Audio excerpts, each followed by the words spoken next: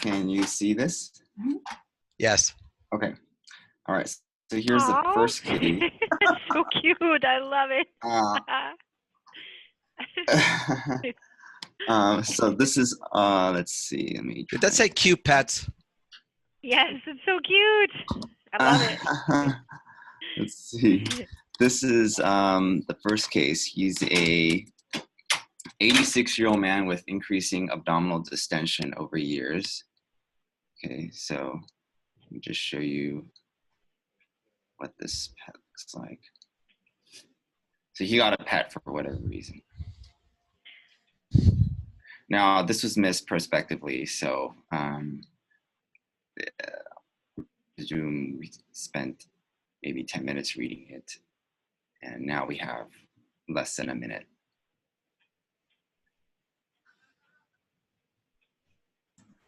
There's a lot of FDG activity in the mesentery. Yeah, maybe the omentum too.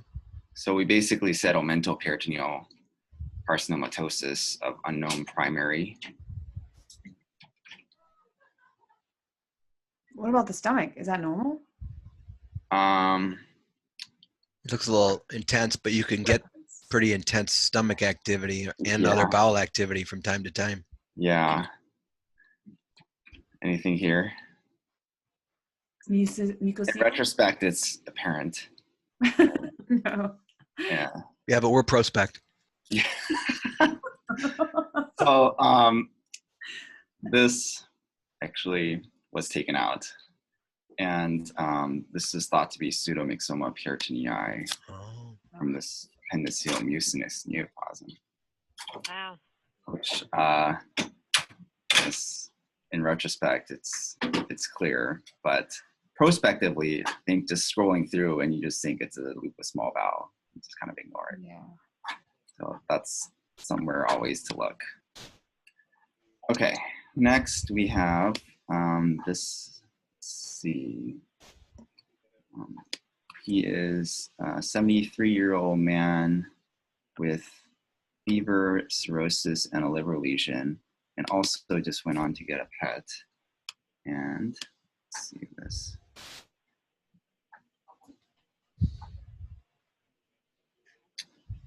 So he's got some subtle liver contour nodularity and this FDG avid mass, and then also was found to have some bone lesions.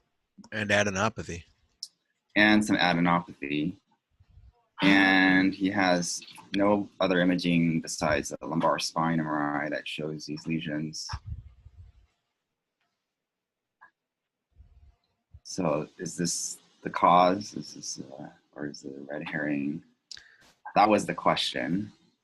Is this metastatic HCC? Of course, we eventually got tissue, so we know what this is.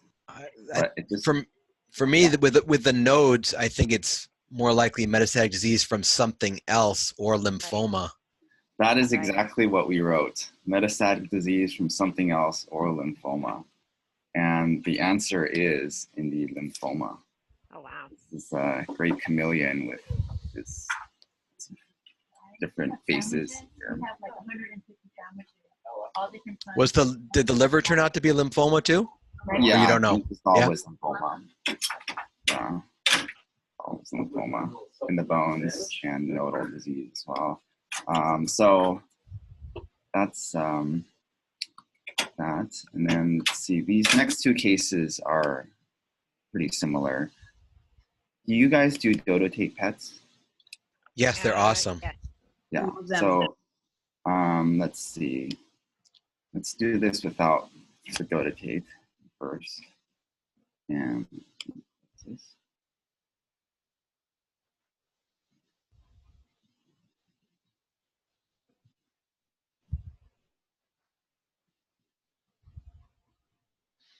It's pretty much almost impossible to see. Since you mentioned that, I think we're looking for an endocrine neoplasm, but unless there's a nice met in the mesentery, the primaries are very tough to spot. Very difficult. Almost all the time. And that's where this is such a beautiful study, because this lesion right here actually ended up being the lesion. Show you like this.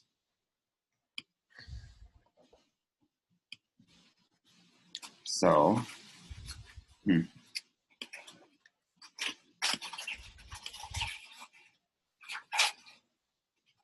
not sure why this is not working.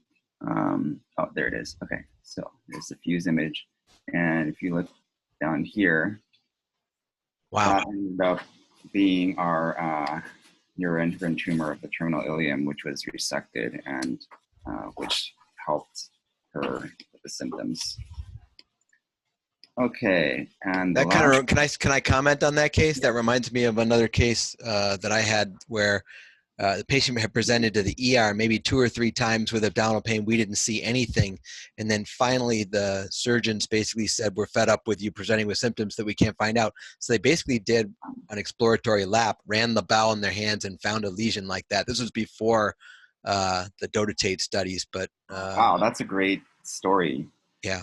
Because this last case is a similar case, and she has iron deficiency anemia and also had a capsule study, which showed an ulcerated lesion somewhere in the distal small bowel.